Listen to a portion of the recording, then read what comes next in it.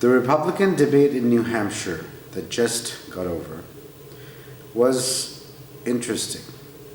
For once, I felt that the governors, Chris Christie, John Kasich, and Jeb Bush, did a great job. I was particularly impressed this time with Jeb Bush, and of course Christie and Kasich as well, who I felt for the first time they hit back. Jeb Bush hit back at Donald Trump about the eminent domain issue, and he did it, I think, pretty all right. I mean, I wouldn't say it was a knockout punch, but at least he did fight back. John Kasich presented a very, very balanced view and laid out his record of bipartisanship, both during his days in Congress as well as the governor of Ohio. And Chris Christie also he attacked Marco Rubio a couple of times and mentioned about how a governor is different from a congressman, and how, a senator, and how senators keep saying things back and forth and actually don't do anything. I mean, it's kind of what he meant in reference to Marco Rubio. Now, Marco Rubio this time didn't really impress me much. First of all, I personally think it's pretty irritating that he mentions Barack Obama's name in every single answer, even if he's not being asked about Barack Obama. It's kind of strange considering the fact that Barack Obama isn't even running for president. Hillary Clinton is. So if he needs to attack somebody, attack Hillary Clinton. Barack Obama is not running for president. And what this constant attack mode indicates is also, people start asking this question. All right, we understand the shortcomings of President Obama in the opinions of people. However, what are you going to do? How are you going to make things different? See, that is something that I feel that he hasn't really been successful in addressing. I mean, he talks about certain things, but it's pretty much like his answers all seem very completely memorized.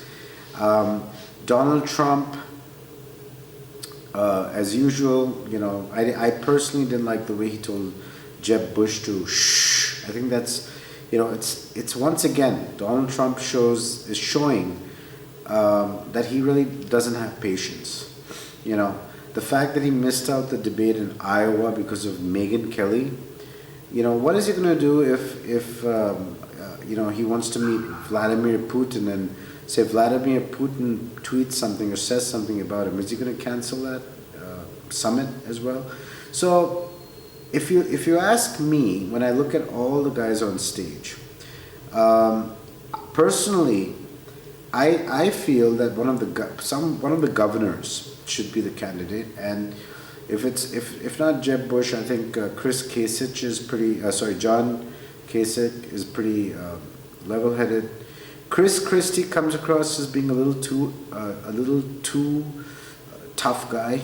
He talks about his time as a public prosecutor, which is fine, but I don't know. Somehow, I don't think he has the kind of finesse. At least it's not being shown in the debate so far.